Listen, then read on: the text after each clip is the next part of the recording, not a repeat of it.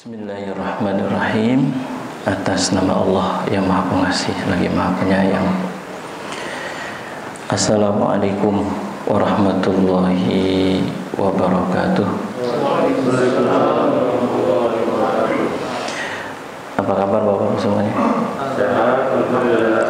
Alhamdulillah alladzi hadana subul salam wa afhamana bi syariatin nabiyil karim. Asyhadu an la ilaha illallah wahdahu la syarikalah dzul jalali wal ikram wa asyhadu anna sayyidana wa nabiyyana Muhammadan abduhu wa rasuluh. Allahumma salli wa sallim wa barik ala nabiyyina Muhammadin wa ala alihi wa ashabihi wa tabi'in bi ihsanin ila yaumiddin, amma ba'du. Bapak, saudara jamaah Masjid Al-Fat yang Allah muliakan, pengurus Masjid Al-Fat Bela Kasar Residen yang saya hormati. Alhamdulillah pada pagi hari ini kita kembali dipertemukan oleh Allah Subhanahu wa taala di dalam rangka mengkaji syariat Islam atau ilmunya Allah Subhanahu wa taala. Mudah-mudahan pertemuan kita senantiasa diberkahi oleh Allah Subhanahu wa taala, diridai dan diberi rahmat olehnya. Amin ya Allah ya rabbal alamin. Jemaah yang dirahmati Allah, pada pagi hari ini kita sampai pada pembahasan yakni tentang wakhtalafu idza ijtama'a fi yaumin wahidin idun wa jum'atun hal yajzi al-idu anil jum'ah.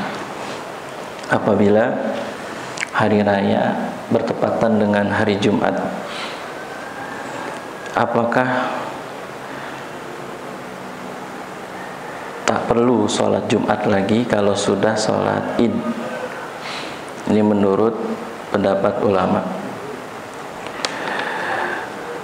Rujukan kita ada dua kitab, yakni kitab Al-Fiqhu ala Madzahibil Arba'ah karya Syekh Abdurrahman Al-Jazairi, dan yang kedua yang ada di hadapan saya ini adalah kitab Bidayatul Mujtahid karya Ibnu Rushd. Hari ini kita ingin sampaikan karya daripada Ibnu Rushd, yakni Bidayatul Mujtahid, perbandingan mazhab.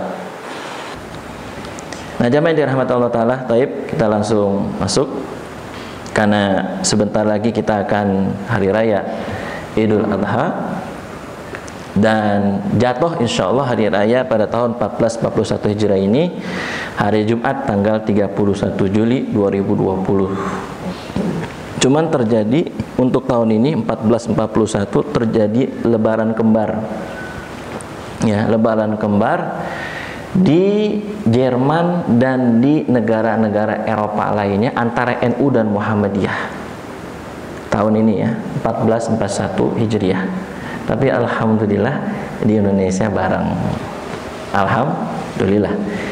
Di Indonesia enggak terjadi lebaran kembar antara NU dengan Muhammadiyah. Nanti akan sama lebarannya, yaitu pada hari Jumat tanggal 31 Juli, hanya di Jerman dan di negara-negara Eropa. Mudah-mudahan saudara-saudara kita di sana bisa saling toleransi, saling menghormati, saling menghargai di dalam perbedaan tersebut. Baik, jamaah yang dirahmati Allah taala, sebelum kita masuk tentang apakah kalau hari Jumat itu hari raya bertepatan dengan hari Jumat, apakah Jumatnya tidak perlu dilaksanakan atau perlu dilaksanakan kalau sudah sholat Id ya. Sebelum itu jamaah yang dirahmati Allah taala, kita ingin sampaikan hukumnya dulu deh. Hukum daripada sholat Id ya, baik Idul Adha ataupun Idul Fitri. Ini juga terjadi perbedaan pendapat nih jamaah yang dirahmati Allah. Nanti kita tahu kenapa sebabnya terjadi perbedaan pendapat. Kalau jumhur itu artinya mayoritas ulama itu mengatakan bahwa hukumnya sunnah muakkadah. Ya. Tapi untuk pendapatnya Imam Ahmad dan Zahiriyah, mazhab Zahiri berpendapat bahwa hukumnya wajib tuh. Jadi Imam Ahmad dan mazhab Zahiri berpendapat sholat Idul Adha, sholat Idul Fitri hukumnya wajib. Artinya ditinggalin dosa. Ngajamnya dari rahmat Allah. Lalu kenapa terjadi perbedaan hukum? Yang satu mengatakan sunnah muakkadah, yang satu mengatakan wajib. Satu, Nabi Muhammad SAW tidak pernah meninggalkan sholat Idul Fitri dan juga sholat Idul Adha. Enggak pernah. Kita juga ini rata-rata nih, kita sepertinya pada saat sholat Idul Fitri atau Idul Adha nggak ada yang tidur kan ya? Berbondong-bondong langsung ke lapangan atau ke masjid gitu. Ya kan, nggak ada yang tidur rata-rata. Bahkan orang yang cuman sholatnya seminggu sekali, atau setahun sekali ya, 2 kali datang kan dia. Padahal sholat 5 waktu nggak datang, tapi pada saat sholat Id datang tuh. Sampai orang yang nggak pernah sholat 5 waktu datang. Apalagi yang udah rajin 5 waktu, kayaknya jarang ada yang tidur gitu waktu sholat Id. Pasti semua datang gitu. Itu satu ya. Kenapa terjadi perbedaan hukum di sini? Ada yang sunnah muakkadah, ada yang wajib. Karena alasan satu, Nabi Muhammad tidak pernah meninggalkan sholat Id. Satu. Yang kedua, alasannya adalah bahkan wanita-wanita yang haid disuruh apa? Hadir kan? Wanita yang haid disuruh hadir meskipun gak sholat, tapi suruh hadir mendengarkan khutbah. Nah dari sini kemudian Imam Ahmad dan mazhab Zahiri memahami secara tekstual. Zahir hadisnya seperti itu. Karena Nabi nggak pernah ninggalin dan karena wanita-wanita haid tetap disuruh hadir, maka dihukumi sebagai wajib. Sedangkan ini beralasan yang mengatakan sunnah muakkadah, nggak ada yang wajib kecuali 5 waktu. Sholat 5 waktu yang wajib itu. Selain daripada itu nggak ada yang wajib. Nah kan begitu. Itu yang satu, jamaah dirahmati Allah Ta'ala. Tapi kalau jumhur sekali lagi mengatakan sholat Id hukumnya sunnah muakkadah. Makanya pada saat pandemik ini kan, aduh ya Allah, saya sempet kadang senyum, terkadang juga sedih. Karena di masing-masing masjid, karena pas saya udah dibuka ngisi pengajian itu ya, mereka pada curhat tuh. Masya Allah Ustaz, pandemik ini betul-betul luar biasa. Kami di sini terjadi dua kubu, yang pro dan yang kontra. Ayo kita sholat Id sajalah, jangan deh di rumah aja. Wow, berseteru tuh. Wow, sampai sampai bersedegang gitu. Alhamdulillah Al-Fat aman. Di masjid lain begitu. Masya Allah Ustaz, pandemi ini ya Allah gitu ya. Sampai-sampai ada yang mau berantem gitu ya. Ini mau sholat Id saja nggak apa-apa ya, yang penting ini gitu. Ini nggak usah di rumah aja, orang lagi ada pandemi kok gitu. Karena emang ada yang memahami seperti ini, sholat Id. Jadi wajar ya.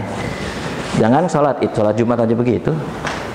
Nah, jangankan ibadah yang umum aja terjadi ya, tentang jemur menjemur aja itu beda pendapat ya kan. Yang bagus ada mengatakan di bawah jam 10, yang bagus ada jam 11 siang, jam 2 siang, wallah alam bisawab. Itu terjadi ya. Ya jangan, ya pokoknya terjadi perbedaan pendapat itu ya, keniscayaan jemaah yang dirahmati Allah, apapun juga. Ya.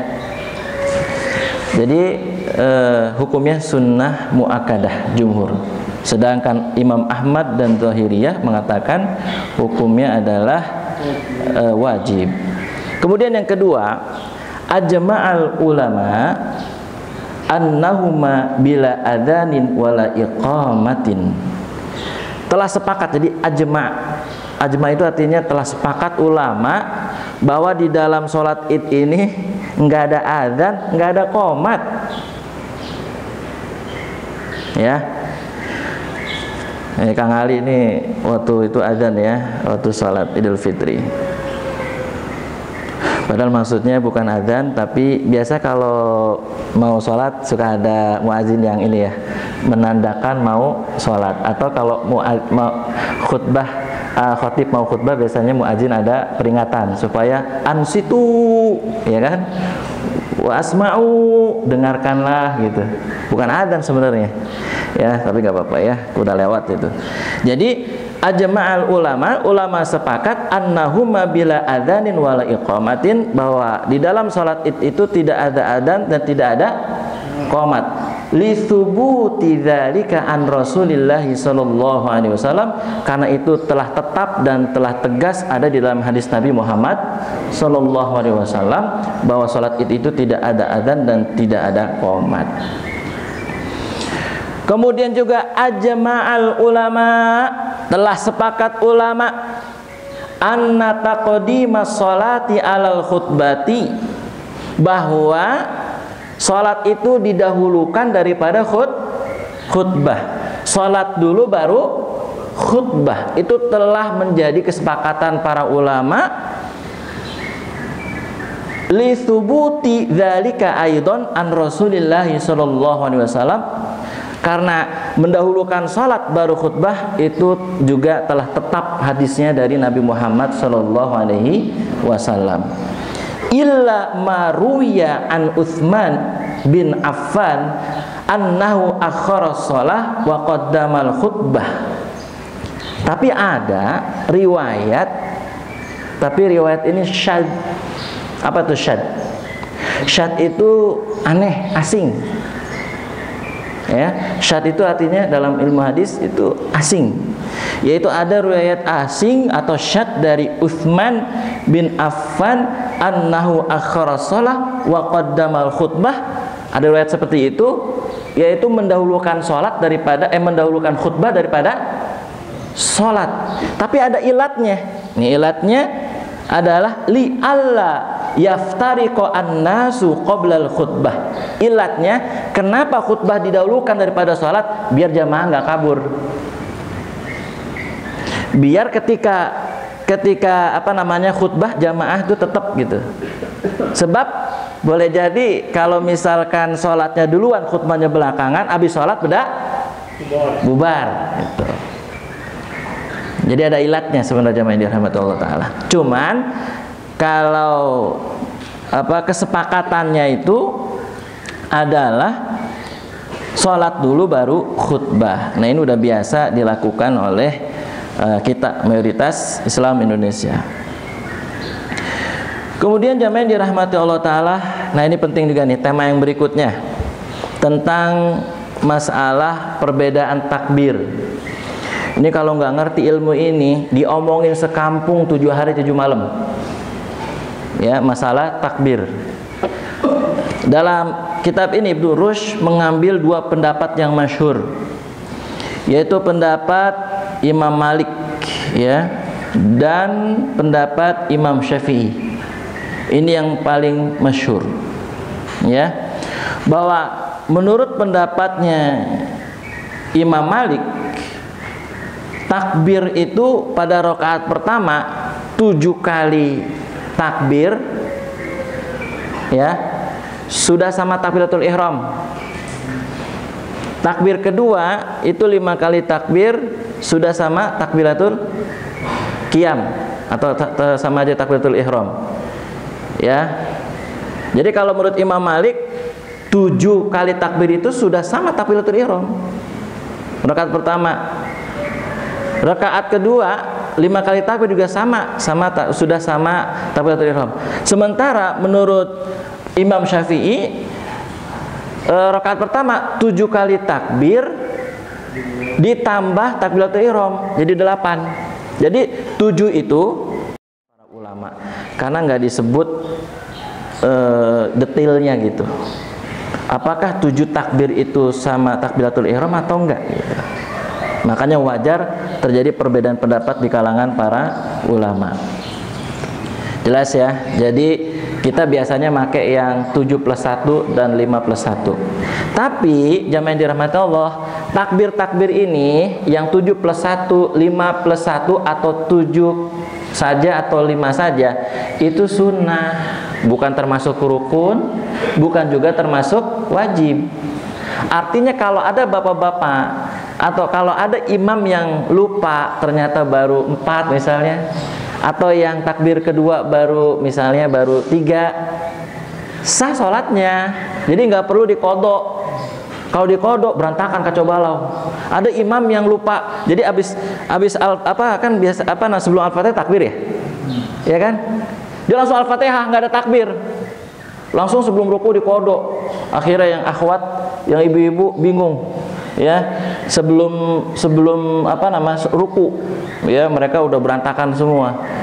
Lanjutin Al-Fatihahnya, jadi nggak perlu lagi dikodok takbir lagi, bisa batal sholatnya. Misalkan, wah ternyata takbir pertama baru 5, udah Al-Fatihah, lanjutin Al-Fatihahnya, jangan berhenti. Justru kalau Al-Fatihahnya berhenti, lanjut ke takbir, misalkan tadi baru berapa? 4 misalnya, kurang berapa tuh?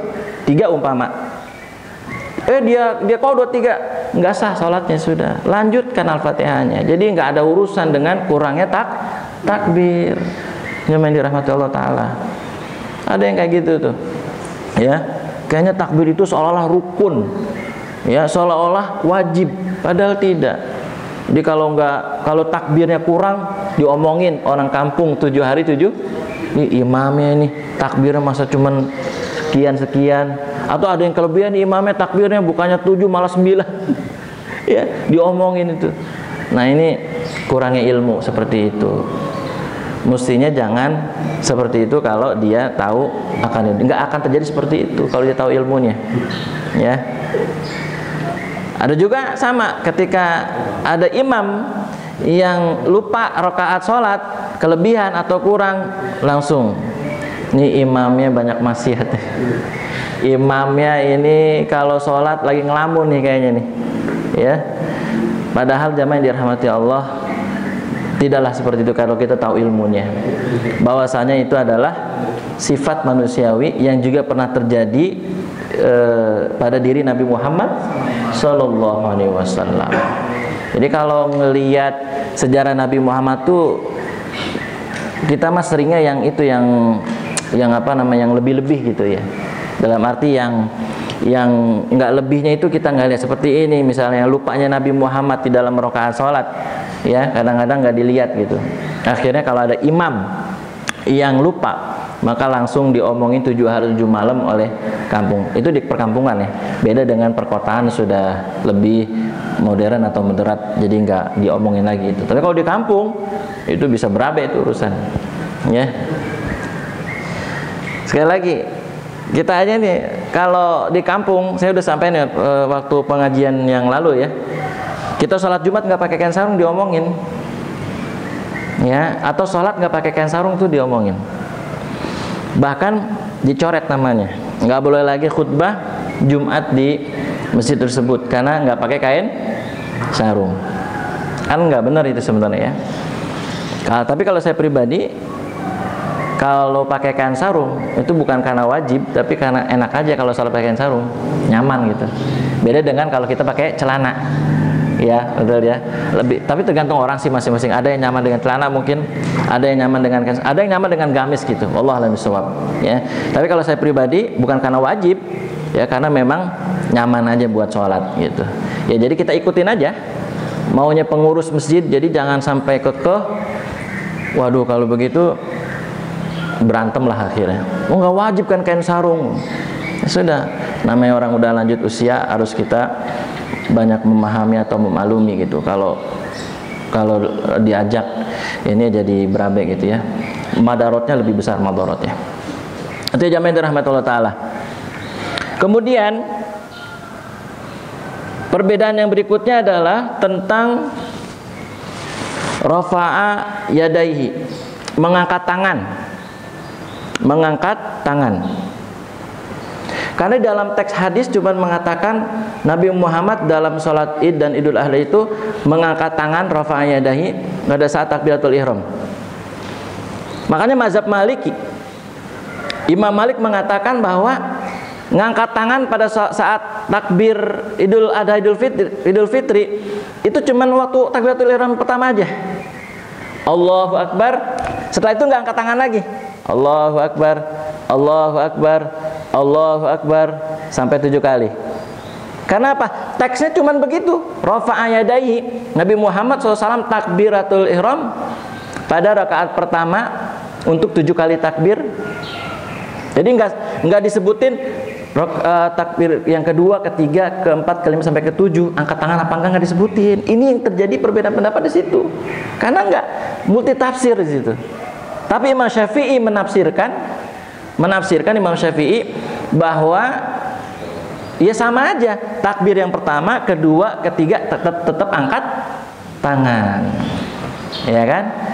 Jadi kalau Imam Syafi'i lebih memakai beliau ke kias atau ke pemikiran gitu. Tapi kalau misalkan Imam Malik lebih kepada teks zahir hadis. Ya kalau cuman 1 kali angkat, cuman kan masalahnya apa benar 1 kali aja gitu kan, kita nggak tahu. Ya. Dari sini terjadi ruang perbedaan pendapat di kalangan para ulama. Jadi boleh Bapak-bapak, saudara, termasuk sholat jenazah, ya, boleh tidak angkat tangan. Tapi takbir tetap ya. Kan yang beda cuma angkat tangan atau tidak. Kalau takbir mah tetap harus Allahu Akbar. Termasuk sholat inian, sholat wajib. Jadi hukumnya sunnah angkat tangan Bapak-bapak, saudara. Kalau yang belum tahu, kalau ada yang nggak angkat tangan takbir, cuman gini, Allahu Akbar, nggak angkat tangan, langsung kan kaget tuh, loh, kok nggak angkat tangan? Karena angkat tangan ketika takbiratul ihram itu hukumnya bukan wajib, bukan rukun. Jadi boleh angkat, boleh tidak. Yang penting takbir tetap Allahu Akbar, walaupun tidak angkat tangan. Itu. Jadi harus bisa dibedain antara takbirnya dengan angkat tangan.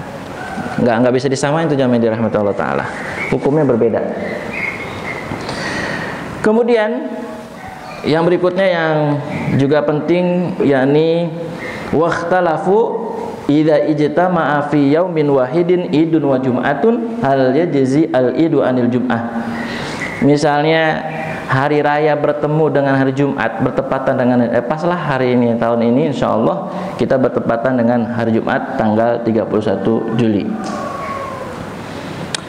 Yang pertama jamaah yang dirahmati Allah Ta'ala, wa qala Malik wa Abu Hanifah idza ijtama'a idun wa jum'atun fal mukallaf mukhatabun bihima jami'an al idu ala annahu sunnah wal jum'atu ala anha fardun wala yanubu ahaduhuma anil akhar. Nah, jadi kalau menurut pendapatnya Imam Malik dan Imam Abu Hanifah bahwa pada saat hari raya bertemu dengan hari Jumat, maka bagi mukalaf mereka ini tetap sholat idnya sunnah, sholat Jumatnya wajib. Ini menurut pendapat Imam Malik dan Imam Abu Hanifah. Jadi tetap sholat Jumat ya, kalau menurut pendapat Imam Malik dan Imam Abu Hanifah. Sekarang kita lihat pendapatnya Imam Ahmad. Faqala qaumun yajzi'ul id anil jum'ah wa laysa alaihi fi dzalikal yaumi ilal asri faqat. Kata Imam Ahmad, kalau hari raya bertemu dengan hari Jumat atau hari raya bertepatan dengan hari Jumat, maka nggak perlu lagi sholat Jumat. Ya, walaysa alaihi fi dzalikal yaumi ilal asri faqat, kecuali dia hanya mengerjakan sholat asar saja, tanpa zuhur juga. Iya kan? Alasannya jamaah, nanti kita tahu deh alasannya. Kita ini dulu ya, kemukakan dulu pendapat imam. Tadi Imam Malik sudah, Abu Hanifah sudah, Imam Ahmad sudah. Jadi kalau menurut pendapat Imam Ahmad nggak perlu sholat Jumat karena sudah sholat Id. Syaratnya sudah sholat Id. Jangan nggak sholat Id, nggak sholat Jumat juga. Ini nggak ada pendapat dari ulama nih, nggak ada. Sholat Id enggak, Jumat juga nggak ada nih pendapatnya sama sekali, nggak ada. Tapi kalau Imam Ahmad berpendapat wajibnya cuman sholat asar kalau sudah sholat Id. Kita simak pendapatnya Al-Imam yang belum siapa nih? Syafi'i. Wa qala qaumun hadhihi rukhsatun li ahlil bawadi alladzina yaridunal amsar lil idi wal jum'ah khassatan. Nah, katanya siapa ini? Imam Syafi'i. Nah, Imam Syafi'i agak tengah-tengah dia nih. Ya, tengah-tengah dia. Bahwa rukhsah ini, rukhsah tidak Jumatan. Orang yang sudah sholat Id kemudian tidak Jumatan lagi, ini rukhsahnya hanya untuk al-bawadi, ahlul bawadi. Ahlul bawadi itu adalah orang yang rumahnya di pedalaman gitu, yang di pelosok, yang jauh dari masjid. Dan tidak berlaku bagi ahlul amsor, yaitu orang yang tinggal di perkotaan yang memang banyak masjid dekat gitu. Ya, jamaah dirahmati Allah Ta'ala. Jadi kata Imam Syafi'i, rukhsahnya ini khusus untuk orang-orang pedalaman yang memang jaraknya jauh dari masjid. Jadi kalau dia sudah ke masjid terus pulang lagi kan jauh tuh, kesian.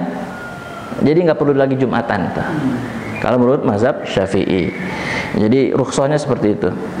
Nah, jamaah yang dirahmati Allah Ta'ala, kalau tadi Imam Ahmad, ini nggak main-main ya, pendapat Imam Ahmad berani sekali seperti itu. Beliau berpendapat bahwa tidak perlu Jumat kalau sudah sholat Id.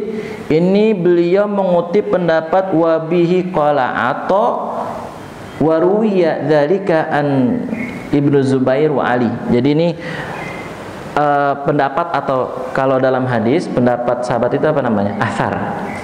Jadi athar itu artinya adalah pendapat sahabat. Jadi apa yang disampaikan Imam Ahmad itu, kalau sudah sholat Id langsung sholat asar aja ya. Jadi nggak perlu Jumat, Zuhur, langsung ke asar, langsung sholat asar. Maksudnya nanti kalau udah masuk waktu asar, itu beliau mengutip pendapat athar sahabat. Ada dua, pertama Ato, kemudian sahabat Zubair dan Ali bin Abi Thalib.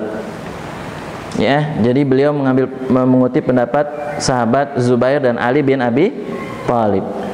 Ya. Nah, jamaah yang dirahmati Allah Ta'ala, hadisnya seperti apa? Kok bisa misalnya terjadi perbedaan pendapat di kalangan para ulama, jamaah yang dirahmati Allah Ta'ala? Ya. Jadi Nabi pernah mengatakan begini, kalau ada dua syiar nih, kan Idul Fitri syiar, Idul Adha syiar, hari Jumat juga syiar. Jadi kalau ada dua syiar bertemu, cukup yang dilakukan adalah syiar yang satu, yang pagi itu, yaitu sholat Id. Dan Nabi juga pernah mengatakan bahwa dalam hadis ini masyhur terkenal, ini hadis nggak cacat, minimal hadisnya hasan. Beliau mengatakan bahwa barang siapa yang mau sholat Jumat silakan, yang enggak juga silakan kalau sudah sholat Id gitu. Dan Nabi mengatakan ini untuk ahli ini untuk ahlul tadi untuk ahli kampung ini, ya kan, bawadi. Enggak, Nabi cuma bilang kalau yang sudah sholat Id atau hari raya pas bertepatan hari Jumat, ya kan, dan dia sudah sholat Id, yang mau sholat Jumat silakan, yang tidak juga silakan. Jadi diberikan rukhsah atau kebebasan kemudian ditafsirkan oleh para ulama. Oh, ternyata ini seperti ini. Jadi itulah kalau menurut saya nih Imam Syafi'i yang lebih moderat ya, yang lebih moderat. Artinya Imam Syafi'i masuk ke Maliki dan Hanafi dan juga masuk ke Hambali ini, ya kan, dua gitu. Cuman jamaah dirahmati Allah, kalau ada yang berpendapat masuk Imam Ahmad, ya jangan disalah-salahin atau disesat-sesatin atau diwahabiin, ya kan. Ada kalau ikut Imam Ahmad disebut Wahabi katanya. Ini pendapat Wahabi. Padahal Imam Ahmad mengatakan yang afdol tetap sholat Jumat. Meskipun beliau mengatakan bahwa tidak perlu Jumatan karena sudah sholat Id dan cukup sholat asar saja, tapi yang melakukan sholat Jumat tetap afdol. Silakan dilakukan atau tidak. Itu jamaah yang dirahmati Allah Ta'ala. Jadi jelas ya perbedaan pendapat karena memang terjadi multi tafsir di antara para ahli ilmu gitu, jamaah dirahmatullah. Kita lagi ya. Baik. Kemudian ikhwafillah rahimakumullah,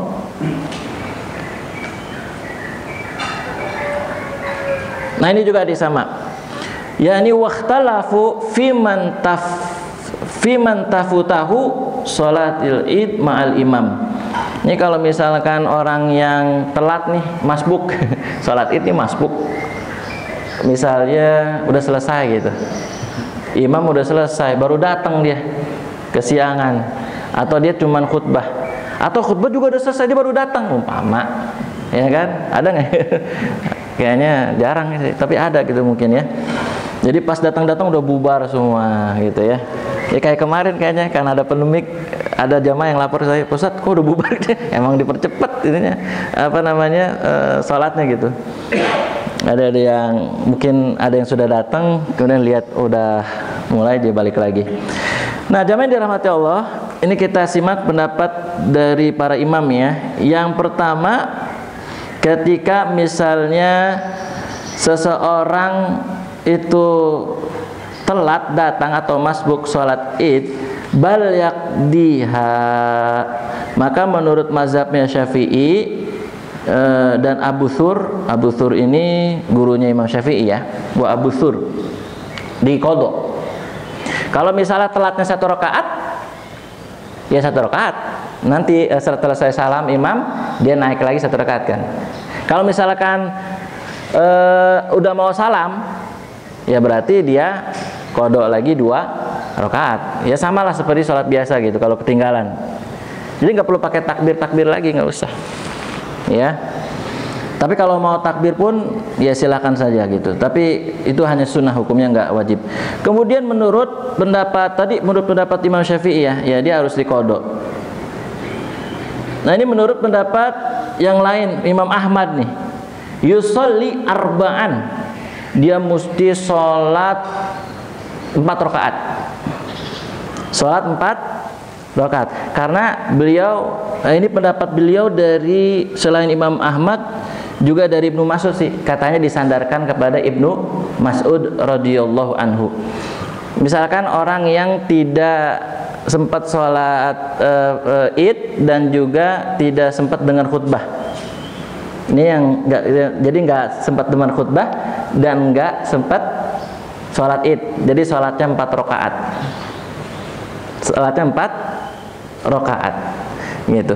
Jadi 2 rakaat untuk idnya, 2 rakaat untuk khutbah. Karena khutbah disamakan oleh beliau ini dengan sholatnya 2 rakaat gitu. Karena dia ketinggalan khutbah dan juga ketinggalan sholat id. Jadi kalau mau di rumah begitu tuh.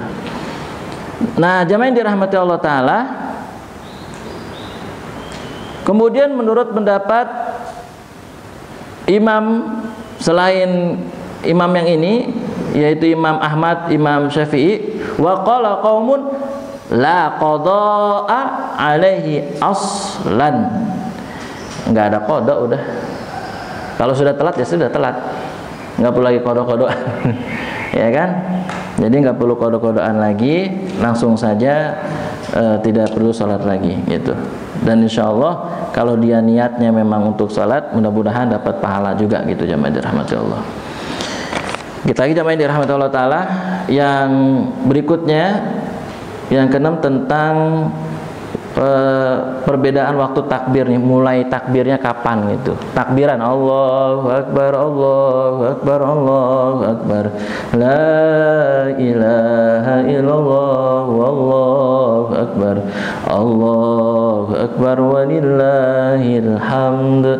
Ini kata orang dulu nih, mitosnya, kalau belum lebaran udah takbiran, bangunin orang mati katanya. Jadi orang-orang mati ntar bangun gitu pas udah takbirin, itu mitosnya begitu tuh ya.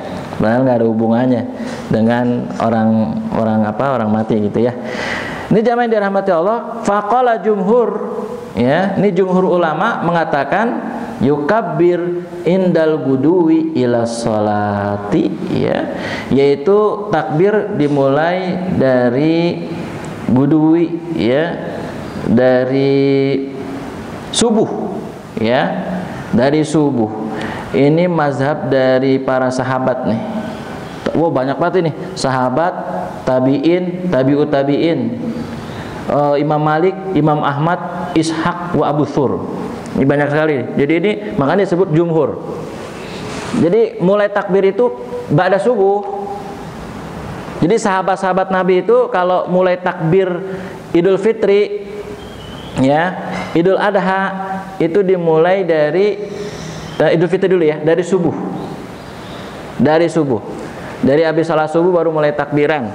Sampai kapan? Sampai kalau Idul Fitri itu sampai imam mimpin sholat Idul Fitri itu ya. Kemudian kalau menurut Imam Syafi'i, wa qala qaumun yukabbir min lailatil fitri idza ra'au al-hilala hatta yagdu ilal mushallah wa hatta yakhrujul imam. Kalau menurut Imam Syafi'i, takbir dimulai dari malam hari. Jadi pada saat puasa sudah beres, sudah habis maghrib ya, udah mulai takbir tuh, udah mulai takbir mulainya, Allahu Akbar. Makanya mazhab Indonesia begitu kan, Syafi'i. Jadi habis maghrib udah langsung mulai. Tapi kalau mazhabnya tadi selain Imam Syafi'i, dimulai sebenarnya adalah habis subuh, gudui, habis subuh baru dimulai. Nah sekarang pertanyaannya kok bisa berbeda nih? Nah kalau mazhab selain Syafi'i, yaitu Imam Malik, ya kan, imam-imam yang lain, itu ngikutin kebiasaan para sahabat. Karena sahabat mulai takbirannya dari habis subuh. Nah sementara Imam Syafi'i mengambil dalil dari firman Allah di dalam surat Al-Baqarah ayat 185. Allah berfirman, walitukmilul iddata walitukabbirullaha ala ma hadakum. Jadi kalau udah selesai puasa, ini habis maghrib kan udah selesai nih, udah buka puasa kita, udah habis, sudah sempurna, disuruh apa? Walitukabbirullaha ala. Nah inilah Imam Syafi'i ngambilnya dari sini, nggak ngikutin sahabat. Kenapa? Karena beliau berkesimpulan, ya ini ayatnya 185. Jadi beliau ini memang lebih kepada kias, dan suka beliau Imam Syafi'i ini lebih luas itu wawasannya gitu, lebih tidak tekstual atau zahir hadis gitu, atau ikut daripada sahabat. Memang jamaah yang dirahmati Allah Ta'ala, kalau Nabi Muhammad SAW sendiri ini nggak terdapat keterangan. Justru yang dapat keterangan sahabat-sahabat Nabi. Makanya terjadi perbedaan pendapat di sini. Ya, Imam Syafi'i mengambil pendapat ayat 185, Imam Ahmad, Imam Malik dan imam yang lain ini mengambil pendapat dari patokan sahabat Nabi. Nah, jadi gitu jamaah yang dirahmati Allah. Karena Rasul, jadi terjadilah multi tafsir di situ. Nah, perbedaan di situ jamaah yang dirahmati Allah. Ya. Dan ada yang mengatakan bahwa riwayat tadi yang diriwayatkan oleh sahabat-sahabat Nabi gitu dan seterusnya, itu dianggap sebagai riwayat yang bermasalah. Nah itu dia. Makanya Imam Syafi'i kemudian mengambil dalil ayat 185 Al-Baqarah. Karena riwayat ini sahabat-sahabat Nabi melakukannya ba'da subuh, itu terjadi ketidakvalidan atau istilahnya kurang istilah cacat dan seterusnya. Itu jamaah dirahmati Allah Ta'ala. Ya wajar ya, kan tadi udah kita sampaikan bahwa terjadi perbedaan pendapat itu disebabkan karena penilaian terhadap validitas sebuah dalil gitu jamaah dirahmati Allah. Ya.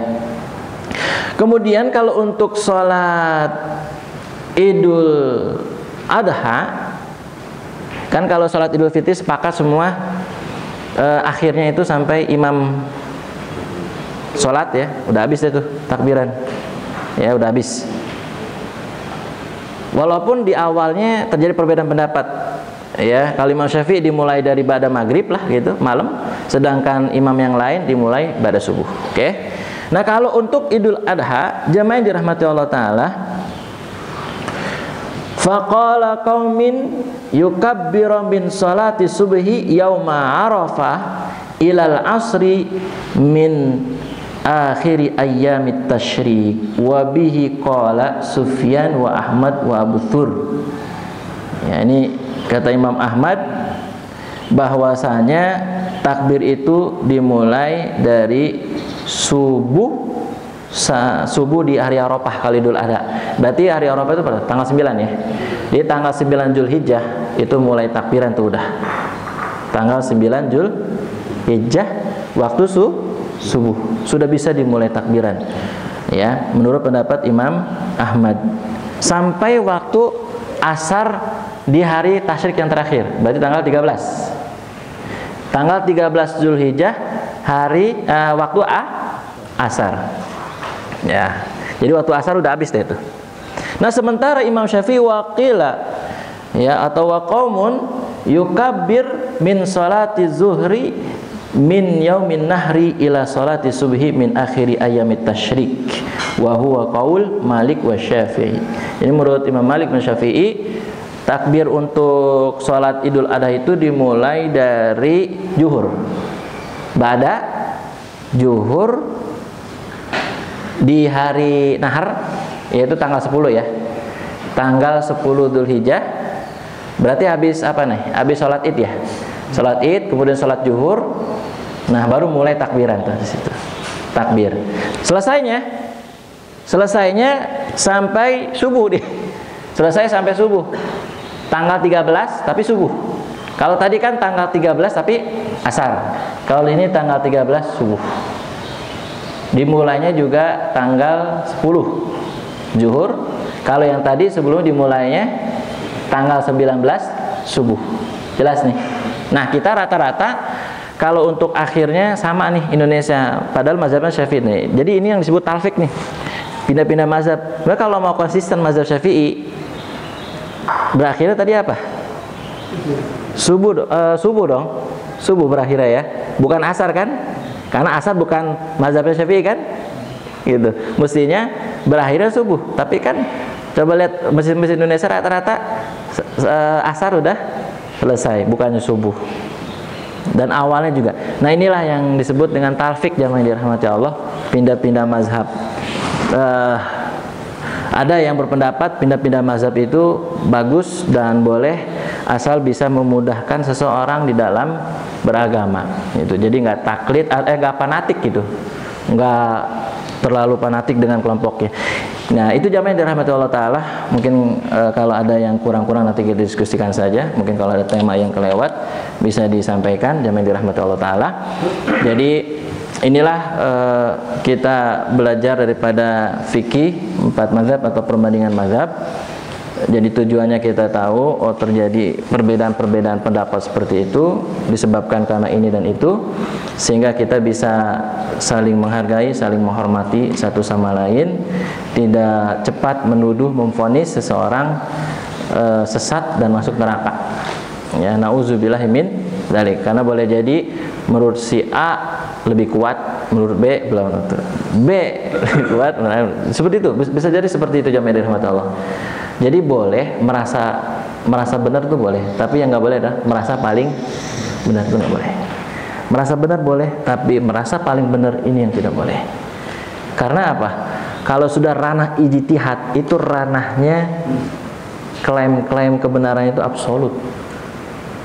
Jadi nggak bisa kemudian orang paling benar, merasa paling benar tuh nggak bisa. Karena kalau udah ranah ijtihad itu absolut. Ya, zon. Ya, jadi nggak bisa kemudian orang seperti baku gitu, seperti rukun iman, rukun Islam ada, rukun iman ada 6, rukun Islam ada, itu udah baku. Salat subuh 2, salat zuhur 4, nggak boleh dikurang, nggak boleh itu nggak bisa. Kalau itu nggak bisa tawar-tawar, itu udah baku. Tapi kalau masalah ranah izin ini zon, itu masih terjadi perbedaan pendapat dan itu wajar dan itu sebuah keniscayaan. Karena dan kalau sudah masuk ranah ijtihad, berarti klaim kebenarannya absolut. Wallahu a'lam bishawab. Demikian jamaah yang dirahmati Allah Ta'ala. Barangkali ada yang mau diskusikan, silakan, tafadhol masykuran. Sudah disampaikan sunnah, ada yang mengatakan, ada yang tidak. Kalau ini sudah memastikan aja, kalau kadang-kadang katakan, kadang-kadang tidak, bagaimana ini penjelasannya. Moga-moga sih jawabannya ya nggak apa-apa. Karena ingat itu. Yang kedua, ini pernah saya dengar langsung juga yang 2 kali ada 2 orang yang berbeda. Menambahkan tadi yang terakhir itu saya sama sampaikan soal trafik. ada pandangan yang menyebut bahwa mengambil hukum itu mesti konsisten untuk satu mazhab, dan nggak sempurnanya kok kenapa harus satu mazhab gitu. Sampai satu saat waktu itu karena itu kejadian di Mekah, kita berdoa dulu ya mau pindah mazhab gitu. Jadi kayak mau ganti mazhab, doa dulu, dia ada niat diniatkan ganti mazhab, ya nggak apa-apa. Waktu itu sih urusannya karena mau tawaf di Masjidil Haram, ada yang mazhabnya nempel sama wanita asal, terus mazhab yang masyhur di Arab kan asal nggak nyekok gitu kan. Nah yang perempuan agak jadi harus bulu lagi, repot ganti mazhab aja gitu. Nah, ganti mazhab terus berlari dulu. Nah kayak seperti itu bagaimana terkait nanti dengan hukum-hukum yang lain, terutama dengan semua pandangan cara berpikir. Terus kalau menyimak mazhab itu kan riwayatnya kan antara Imam Syafi'i, Imam Hambal itu kan saling guru murid ya sebenarnya. Kalau kemudian kita mempertentangkan kan sebenarnya agak aneh. Imam sendiri itu bilang kalau baik ambillah, kalau enggak ya tidak usah diambil, yang paling baik. Jadi orientasinya itu mencari solusi terkait dengan permasalahan umat dalam menjalankan proses nantinya. Nah ini hubungannya dengan tahun itu, ada nggak ukurannya kapan kita bisa mengambil satu pendapat satu imam kemudian pindah ke imam yang lain untuk pendapatnya tanpa kita dipersalahkan. Dan saya pernah mendengar di sini juga, saya lupa persisnya Ustaz yang menyampaikan Taufik, tapi kalau mau cari enaknya waktu itu di tahun ini hukum satu atau nggak salah, hukum nikah gitu. Satu menyampaikan syaratnya 3, satu syaratnya 2, ya jangan kamu ambil syaratnya 2 tapi diambil yang paling enak, itu nggak perlu saksi, yang penting 2 orang selamat sudah selesai gitu. Nah itu nanti akan jatuh ke hukum mutlak gitu. Nah mohon penjelasan terkait dengan kapan kita boleh taufik, kapan tidak. Terus yang berikutnya usul ini, satu-satu mungkin ada kajian buat mazhab untuk Jumatan, termasuk Jumatan di kantor. Dan kalau pakai yang kemarin pernah kajian sama Ustaz Zainal itu ada beberapa pertanyaan, dan barangkali ada tambahan kajian bukan sekarang tapi di waktu yang akan datang. Terima kasih. Assalamualaikum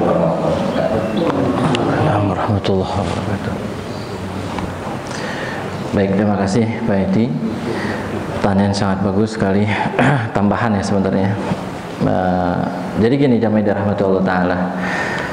Pertama, ada yang memahami, mempelajari atau mengikuti mazhab itu betul-betul suatu hal yang baku. Bahkan ketika kita tidak bermazhab, misalnya ada yang tidak bermazhab, padahal sebenarnya pasti bermazhab lah, nggak mungkin nggak bermazhab gitu ya. Cuman kita aja yang nggak sadar dan kita belum tahu. Katanya kalau nggak bermazhab itu nanti ditanya sama malaikat kubur, imamnya siapa katanya, Imam Syafi'i, Imam Ahmad, Imam kan gitu ya. Sampai ada begitu tuh Pak Edi. Sampai ada yang sedetail itu. Itu bagi yang yang nggak bermazhab, nanti ketika ditanya malaikat nggak tahu jawabannya, ya karena nggak ikut mazhab mana-mana gitu, ya. Nah tentu ya kita mungkin ada yang berpikiran demikian, ya kalau bagi kita itu tentu tidak sesuai ya, dengan syariat ya. Karena sampai sebegitunya, padahal yang ditanya itu man rabbuka, ya kan, madinuka wa man nabiyuka gitu ya. Artinya nggak ada di dalam hadis itu nggak ada pertanyaan tentang siapa imam mazhab, nggak ada gitu ya. Itu fix, nggak ada sama sekali. Itu sampai sebegitunya. Terus yang kedua, saya udah menyampaikan cerita ada yang beda mazhab itu hampir mau dibunuh. Ya, kalau nggak salah Abdul Somad juga pernah dikritik tukang dagang ya. bahkan disalah-salahin karena waktu itu di mana ya beliau ya, Maroko atau di mana gitu, mazhabnya bukan Syafi'i. Sedangkan kita di Indonesia, Asia itu rata-rata mayoritas Syafi'i. Kalau wudu kan cuma begini doang nih. Itu kalau Imam Malik kan sampai dari sini terus ke atas gitu ya. Kalau Syafi'i cuman sekedar ini aja nih, setengah aja, nggak sampai ke belakang dibalikin lagi, enggak. Itu langsung. Bahkan saya waktu kajian yang lalu pernah mencerita hampir ada yang dibunuh hanya gara-gara tadi tidak angkat tangan ketika takbir, gitu. Tidak angkat tangan ketika takbir. Nah, jamaah yang dirahmati Allah Ta'ala, itu yang pertama. Jadi kalau seperti itu keadaannya, ini sangat berbahaya ya, karena tidak ada riwayat sama sekali dan pendapat-pendapat juga nggak ada yang mengarah ke sana. Mesti harus ada imamnya. Nanti kalau ditanya biar jelas imamnya siapa ya, Imam Ahmad, Imam Syafi'i gitu. Kemudian yang berikutnya, jamaah yang dirahmati Allah Ta'ala, saya agak lengkap-lengkap nggak apa-apa dia, yaitu tentang talfik. Talfik, jamaah yang dirahmati Allah Ta'ala, berpindah mazhab yang satu dengan mazhab yang lain. Kalau kita ngikutin salafus soleh, tentu sahabat Nabi ya, sallallahu alaihi wasallam, tabi'in, memang kan baru ada sekarang ini ulama-ulama sekarang yang dia ini disiplin ilmu. Jadi mazhab ini, bahkan di Mesir itu kalau kuliah kan ada ininya, ada apa namanya, ada tempat-tempatnya itu di Mesir yang masuk ke Usuluddin. Ini mazhab Syafi'i, ini mazhab Hamad, itu ada tersendiri ruangan-ruangannya gitu. Nah, jamaah yang dirahmati Allah Ta'ala, talfik ini batasannya ketika orang boleh, sebenarnya kalau secara teks nas-nas yang ada, ya tentu kita nggak akan temukan batasan-batasan, karena memang kan baru ada mazhab ini kan di era ya setelah sahabat Nabi Shallallahu Alaihi Wasallam. Jadi sebenarnya kalau secara teks nas itu nggak ada batasan, tapi kalau ulama berpendapat ada batasan-batasan. Tadi yang Pak Edi sampaikan, ada yang berpendapat bahwa kalau pindah mazhab itu nggak boleh ya, apalagi cuman talfik ya, ngambil yang enak-enaknya aja. Kalau pas yang enaknya ini, ambil yang ini. Yang enggak enaknya ini enggak enak. Kayak contoh misalnya ketika orang haji atau umroh yang bersentuhan, itu kalau menurut mazhab Syafi'i tetap cuman dalam keadaan darurat. Jadi dipakainya adalah darurat. Jadi tetap berpendapat batal, cuman karena darurat nggak mungkin kan harus ke WC lagi bolak-balik, itu kesian apalagi udah lanjut usia. Makanya dalam keadaan darurat nggak batal. Walaupun aslinya batal kan, tapi karena darurat itu batal. Nah, pindah-pindah cari yang gampang kayak tadi tentang pernikahan gitu ya. Termasuk tentang zakat diuangkan gitu kan. Kalau Imam Abu Hanifah uang, sedangkan kalau Imam Syafi'i kan gandum atau beras gitu ya, atau bahan pokok gitu kan. Nah, ini kalau diuangkan kan beda nih ya kan. Kalau pakai uang mestinya beda, mestinya kalau pakai uang mazhabnya mazhab Abu Hanifah ya kan, sejumlah uang lebih besar mazhab Abu Hanifah daripada yang beras itu sendiri.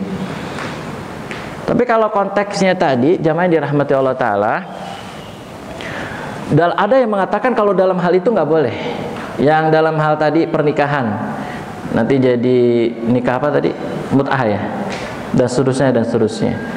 Tapi jamaah yang dirahmati Allah Ta'ala, sekali lagi kalau ditanya dalilnya atau nasnya, nggak ada yang sharih, dalam arti nggak boleh pindah mazhab, itu nggak ada sama sekali. Kita nggak nemuin gitu ya kan. Terus kalau misalkan ada pendapat imam mazhab yang seperti itu, sekali lagi sah-sah saja ya kan, sah.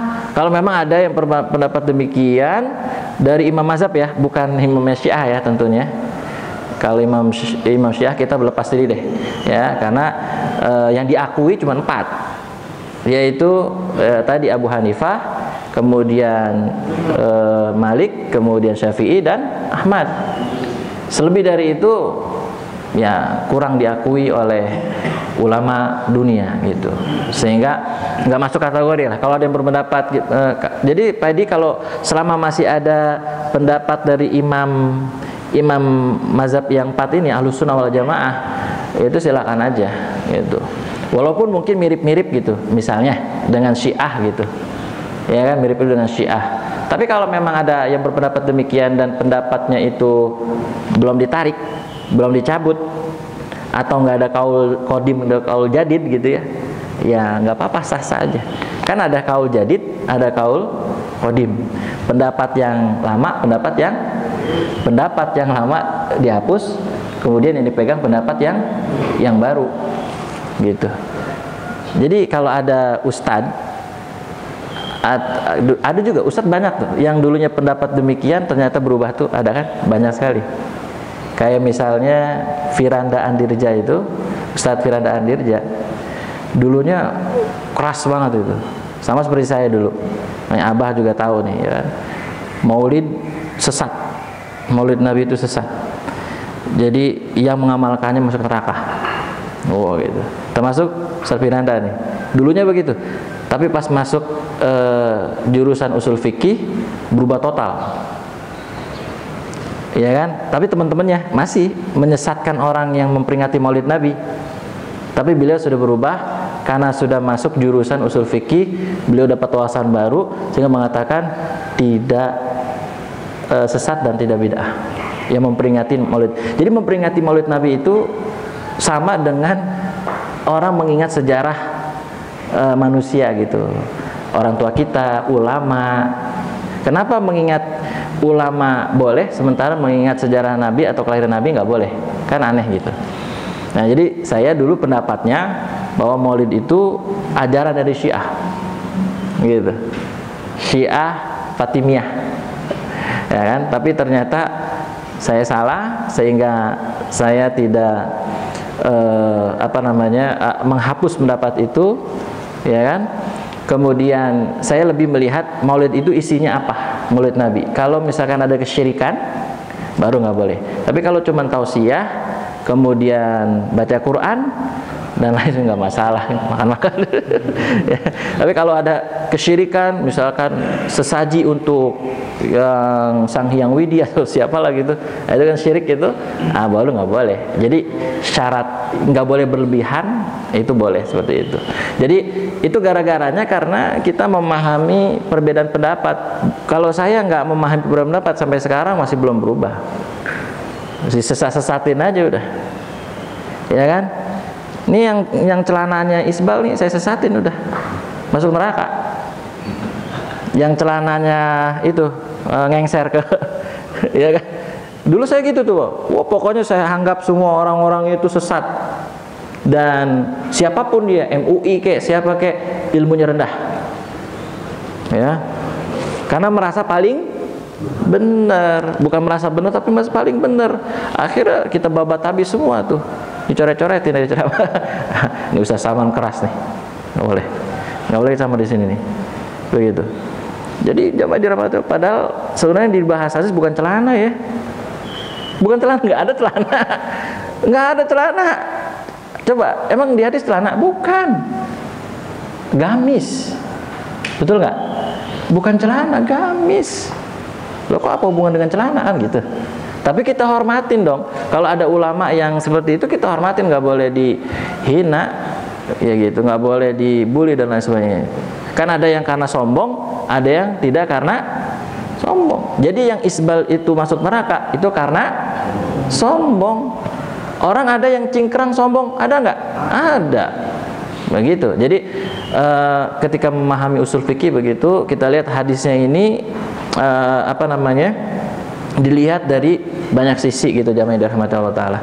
Jadi Pak Edi, sekali lagi kalau talfik ini selama walaupun berbeda ya dengan udah wajar lah ustadz dengan ustadz, ulama dengan ulama. Ya tadi saya bilang yang penting jangan merasa paling benar. Merasa benar boleh, tapi merasa paling benar ya nggak boleh. Jadi talfik itu untuk memudahkan seorang beragama itu boleh talfik. Kayak misalkan uang, sekarang uang zakat dengan uang ini lebih memudah uang, ya kan? Pindah mazhab, lebih mudah uang seperti ini. Karena kalau dengan uang dia bisa beli lauk, bisa beli lauknya. Kalau beras kan nggak bisa. Dia cuman beras tapi nggak ada lauk, paling garam. Ya kan? Tapi lauk-lauk yang lain nggak bisa dia. Tapi kalau dengan uang dia bisa beli beras, bisa beli lauk. Rokok bisa aja Pak Bari. Ya dah. Ya begitu deh. Jadi kalau dilihat, wah ternyata uang lebih bermanfaat gitu, lebih besar manfaatnya gitu. Makanya ya kan? Tapi ini jamaah dengan talfik yang seperti itu memang menurut salaf ya, menurut salaf nih Pak Edi, itu boleh seperti itu, pindah mazhab apapun. Jadi nggak ada ukurannya sebenarnya, nggak ada ukuran. Yang penting bisa memudahkan dia di dalam beragama, tidak menyulitkan dia di dalam beragama. Karena kan agama ini tujuannya apa sih? Memudahkan, bukan mempersulit gitu. Tapi sekali lagi kalau ada yang berpendapat nggak boleh talfik, kita hormatin juga, nggak apa-apa, nggak masalah. Kalau memang dia tetap pendapat pada satu mazhabnya, monggo. Tapi kan mohon maaf ya, mohon maaf yang lain. Buktinya mereka nggak konsisten. Tadi takbir aja kan. Ada yang mazhab Syafi'i tapi nggak konsisten ngambil mazhab. Secara tidak sadar mereka sudah talfik. Kan gitu. Jadi nggak ada yang betul-betul ini murni satu mazhab tuh kayaknya jarang jamaah dirahmati Allah Taala. Rata-rata tuh sudah secara tidak sadar mengambil mazhab yang lain. Jadi susah sekali mau cari yang orisinil tuh, yang mazhabnya betul-betul satu gitu mazhab, susah. Jarang begitu ya. Dan alhamdulillah jamaah yang dirahmati Allah, sudah berubahlah zaman, artinya sudah nggak ada lagi saling tuding menuding atau jarang itu, masih ada tapi jarang. Jujur saya bersama kawan-kawan waktu itu jadi pemadam kebakaran. Setelah berubah kita jadi pemadam kebakaran. Kita dulu berada di kelompok yang sama, yaitu suka menyesatkan, suka membid'ahkan, suka memvonis orang dan suka merendahkan orang. Oh ilmunya cetek ini.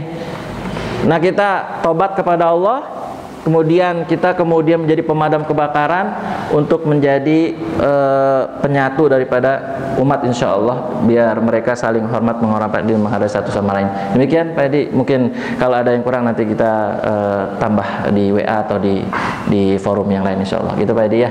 Jadi sementara itu jadi nggak usah khawatir berkenaan dengan ini. Pokoknya selama ada pendapat dari 4 mazhab maka itu aman buat kita semua. Kecuali kalau tidak ada, ya tidak ada sama sekali yang berpendapat. Seperti sholat Jumat, contoh sekali terakhir. Sholat Jumat Imam Syafi'i berapa? 40 minimalnya jamaahnya. Terus kalau Imam Abu Hanifah 3, Imam Ahmad, Imam Malik 2 minimalnya jamaahnya. Sholat Jumat bisa dilakukan sholat Jumat. Kalau untuk Imam Abu Hanifah 3 imam dan 2 makmum. Kalau Imam Ahmad dan Imam Malik itu 2 imam dan makmum. Itu bisa minimalnya untuk sholat Jumat. Coba lihat kalau dalam kondisi seperti ini kan ini kan dengan shop-shop seperti ini jadi dikit kan ya jamaahnya gitu. Dan alhamdulillah akhirnya mereka mau nggak mau. Bahkan kalau kita lihat riwayat hadis ketika jadi pandemik seperti ini, tahun berapa ya, itu yang sholat Jumat karena banyak yang meninggal dunia, itu yang sholat Jumat cuma 13 atau belasan orang jalan tuh. Kok bisa terjadi perbedaan 40, 3, kemudian 2, tapi yang nggak ada yang berpendapat satu sih nggak ada. Kalau satu doang nih saya belum nemuin nih kalau satu doang. Tapi kalau 2, 3, 40 ada. Tapi kalau satu nggak ada. Karena gini, di zaman Nabi mereka ngeliat zaman Nabi, Imam Syafi'i itu lihat kan zaman Nabi itu lama-lama nambah nih yang jamaah sholat Jumatnya, dan nggak ada pembatasan. Jadi nggak ada dalil sore yang harus 40, harus ini dikira-kira oleh para ulama. Oh di zaman Nabi yang sholat Jumat ada sekian, langsung disebut sekian gitu. Padahal kan Nabi nggak nyebutin ini harus 40, ini harus 3, nggak ada. Makanya ulama kemudian mengambil kesimpulan hukum, ada yang 40, ada yang 3, ada yang 2. Karena ada yang berdasarkan hadis juga, tapi hadisnya umum bahwa yang dinamakan jamaah itu lebih dari 1. Yang dikatakan jamaah itu lebih dari 1. Kalau 2 berarti sudah jamaah. Hadisnya umum, makanya belum ditaksis nih, artinya belum dikhususkan karena umum terjadi multi tafsir. Demikian jamaah yang dirahmati Allah Ta'ala. Baik, cukup siang. Alhamdulillah kita tutup dengan doa penutup majlis. Subhanakallahumma bihamdika asyhadu an la ilaha illa anta astaghfiruka wa atubu ilaik. Wassalamualaikum warahmatullahi wabarakatuh. Maulaya